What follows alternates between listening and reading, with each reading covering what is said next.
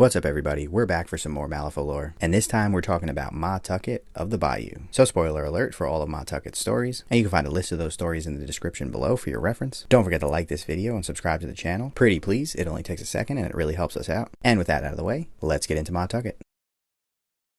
Ma Tucket is the leader of the Bayou bushwhackers and has a fearsome reputation as she is known for violence and pillaging. She prides herself in being able to stand toe-to-toe with the humans and expects the same out of her followers. She even has a protege in the little lass, complete with her own wooden spoon, giant hat, and the same bad attitude. Ma Tucket and the bushwhackers watch as a wagon approaches, and she notices that this time there are guards with them. She tells the bushwhackers to send the signal for Trixie Belle and to wake the little lass, as she has a job for her. When the wagon gets closer, the bushwhackers spring their trap. They disable the wagon and then isolate the guards, knocking each of them out. When the larger of the guards comes to, he finds himself in the bayou, and the little lass approaches. She tells him that it's dolly making time, and as he goes to protest, she smacks him with her wooden spoon. The man is surprised, and is about to scold her, but she smacks him again, and every time he tries to protest, he gets smacked, as the child insists that it's dolly making time. Getting angry but not wanting to hit a child, the man decides to take the spoon away from her, but she's too fast and slippery for him, and she continues to beat him, insisting that it's dolly making time. When the other guard comes to, he finds himself near the bushwhackers' camp and struggles against the chains holding him down. The bushwhackers laugh, and Ma Tucket approaches him and says that the Governor General must be pretty desperate if he's hiring guards to protect the wagons she's been stealing from. The man doesn't answer, so she introduces herself and the bushwhackers, and the man asks what it is that they want. She tells him she was about to ask him the same thing and wants to know what he was doing with her gold. The man is surprised and asks her why she thinks the gold he was transporting from a mine belongs to her. Ma responds, "My land, my gold," and the man realizes that the guild must have opened a mine on her territory. He asks her if she's just been taking back what already belongs to her, and she responds no, she's been stealing it because they're gremlins, and it's fun, and also because it bothers the Governor General. The man asks how they knew the wagon was coming, and how the gremlins got on board without him noticing. When she doesn't answer, he starts to think, and then explains that they must have had a lookout at the mine, who sent a signal that they were coming, and he then notices thatched mats laying around the camp, and realizes that the gremlins must have used them to lie in wait and ambush the wagons. Ma replies that he's a smart one, and then an idea occurs to her, and she asks him if he would like to have a competition to test how smart he really is, adding that if he wins, she will give him the key to his shackles. When he agrees, she produces 2 wicker baskets, and explains that she will put the key in one, and for the other, she produces a green snake. She explains to him that the snake is just a baby, so its bite won't kill him, but it'll make him sick for days. She then explains that she's going to tell him something about herself, and he has to decide whether it's the truth or she's lying. When he nods in understanding, she turns away from him, hiding the baskets, and placing the items inside, before turning back and placing the baskets in front of him, identifying one as truth and one as the lie. She then tells him that she once found a clam in the bayou that had a pearl inside the size of a silver dollar. The man pauses and considers for a minute, and then puts his hand inside the lie basket. He quickly jerks his hand back out, having gotten bit by the snake, and all the gremlins start laughing hysterically. Ma comments that he must not be as smart as he thinks, and he insists that they play again. She resets the game, and then tells him that she has a bayou gator, who she trained to be able to deal cards. The man takes a quick second to think and then puts his hand inside the lie basket, before screaming and pulling his hand back out, being bit a second time. Ma comments again that he must not be so smart, and explains that a gator will do just about anything if you beat on it with a spoon long enough. The man starts to look a little worse for wear, but insists that they play again, so Ma resets the game. She tells him that she has an uncle who eats nothing but hot peppers, and can light a pipe with flames out of his own butt. He considers it, and then puts his hand in the truth basket, before screaming again, having been bit for a 3rd time. He starts to slump over as the poison takes its course, and all of the gremlins laugh. One of them comments that Ma really called his bluff, but Ma responds that she called nothing, as she didn't put a key in either basket. There were 2 snakes, adding that the boy is as dumb as a fence post.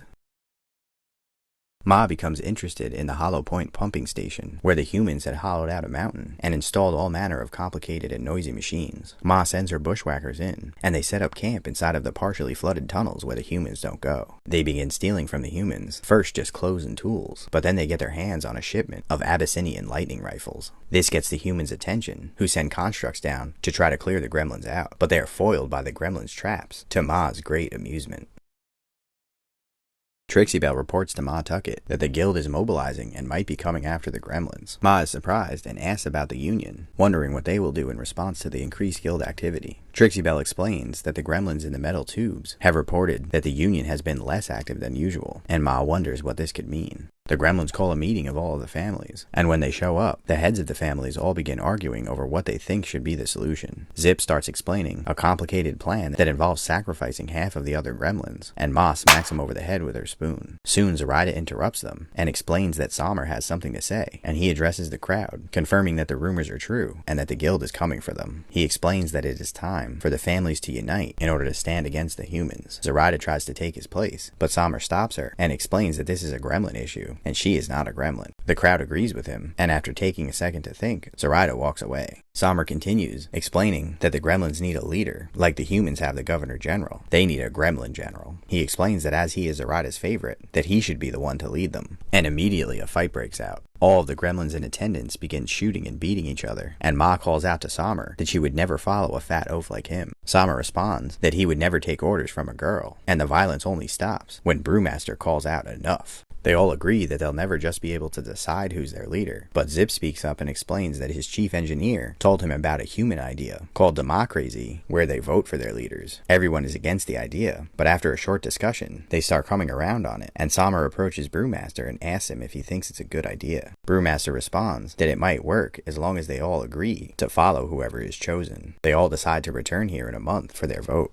Trixie Belle approaches Ma and tells her that she knows who they should vote for, and whispers it into her ear. Ma is surprised and tells her she's gone stupid, but Trixie Belle insists that it's a good idea. She flirts with a nearby gremlin, and Ma scolds her, telling her she shouldn't flirt with a Jones. Trixie Belle tells her that maybe if she flirts with him, then he might see things the Tucket way. As they walk away, Ma gets lost in thought. When they return for the voting, Brewmaster and Wesley oversee the process, each gremlin waiting for their turn to vote in an orderly manner. The next day after the votes have been counted, Brewmaster announces that there's been a three-way tie between Ophelia, Brewmaster himself, and Lenny Jones, Sommer's large but dim-witted son. Threats are exchanged and it gets tense, and Zip yells out that they wouldn't know good leadership if it bit him in the face, and declares that he and his crew's votes have been rescinded as they all take off and return to their ship. Wesley recalculates the vote, and then declares that there is now a two-way tie between Ophelia and Lenny. They all argue again, but then Brewmaster interrupts and tells Ophelia that surely she must know that many gremlins won't follow a woman. Sommer agrees, but then Ma announces that she wants to change her vote. Sommer protests, but then Ma tells him that she had no right to speak down to Ophelia like that, and when Ophelia goes to thank her, she declares that she wants to change her vote to Lenny. Ophelia is shocked, and Ma tells her that they are not that friendly. Wesley declares that Lenny is the winner, and there's a pause before every gremlin begins cheering, if for no other reason than the fact that this process is over. Sommer tells Lenny to make a speech, and he addresses the crowd by telling them that he likes his piglet and it sometimes fits in his pocket, and everyone cheers. Ma Tucket is at a meeting with the other gremlin leaders, and she gets impatient and tells them to get it over with. Sommer shoots back that it's not like she has anything to do anyway, and Ma tells him that she's got plans, unlike Sommer, whose head is an empty balloon. Sommer responds sarcastically and tells her that the next thing she's going to tell him is that she's organizing a raid against the Hollow Point station. Ma responds that that's exactly what she has planned, and Trixie Belle looks at her confused, but Ma reiterates that they're going there to steal the Union's gadgets, as well as the Leviathan. Sommer insists that she must be spying on him because he had plans to raid Hollow Point, and the two argue about whose plan was better, until Ma says that if he's so smart, why don't they work together? She looks surprised at her own words, and Sommer is shocked as well, but she doubles down and says that they can do the raid side by side for all gremlin kind. Lenny says that he thinks it's a bad idea, but Sommer shuts him up and then tells Ma that he had the same thought. They shake hands and agree to see who can steal the most loot. Ma did not have a plan to raid the Hollow Point pumping station. She speaks to Trixie Belle, and they try to work out a way that they can perform the raid and also screw over the Joneses. Trixie Belle suggests that they stab him in the back, but Ma says she wants to make them help perform the raid, but then die in the process. She explains to Trixie Belle the human concept of glory, and the fact that Sommer is exactly the kind of man who would do something dangerous and stupid in order to get some.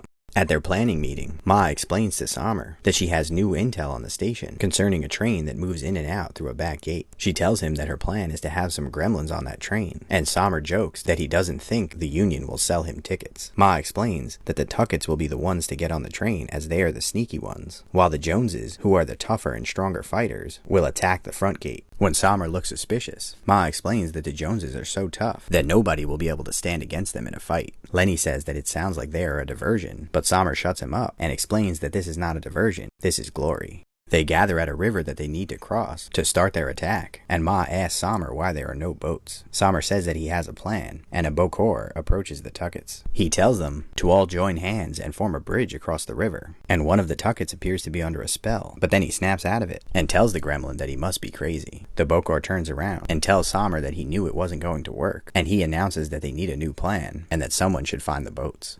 Once they cross the river, they sack a village, stealing the alcohol and getting drunk in the process. Ma and her kin head to the station and board the train, and kill all the humans on board. After doing so, she realizes that she doesn't know how to operate the train, and when she is unable to find the brake, she simply sounds the horn and lets the train crash into the gate. After she recovers, she orders her gremlins to charge to the mountain, where the gadgets are kept, and they notice some Union members who are scrambling to arm themselves and heading to the front gate where Sommer is attacking. They enter the mountain, and Ma orders her people to spread out and find the best loot. They search for a while but don't find much, and Ma orders them to hurry up before the Union runs out of Joneses to kill and comes looking for some Tuckets. Sommer, who is now standing in the entrance, responds that he found him some Tuckets to kill. As they face off with each other, an explosion goes off behind Sommer, and he and his men rush towards the Tuckets, firing wildly. Both leaders order their people to grab as much stuff as they can and get out, as they continue to fight with each other. As the battle rages, Ma notices that Sommer and Lenny seem to have found some gadgets, and they're accidentally handing them out to both Joneses and Tuckets. Ma sees that the gadgets are mostly useless, and the gremlins are just using them to beat each other with. She gets distracted by the melee, and soon Sommer corners her with a large blunderbuss in his hand, and he tells her that her trick didn't work and he is smarter than she thought. Ma tells him to go to hell, and he tries to fire, but the gun doesn't work. He and Lenny start fiddling with it, trying to figure out why it didn't fire, when suddenly it explodes and launches the two of them out of the entrance to the mountain. Ma tells her people to make their escape, and makes her way outside to find that the Union has brought reinforcements, and gremlins are being mowed down everywhere.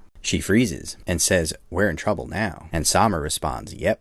Ma turns to see him standing with a smaller version of the blunderbuss, and she tells him she's surprised he didn't shoot her in the back. He holds the gun up, smoke floating out of the barrel, and says, "Missed."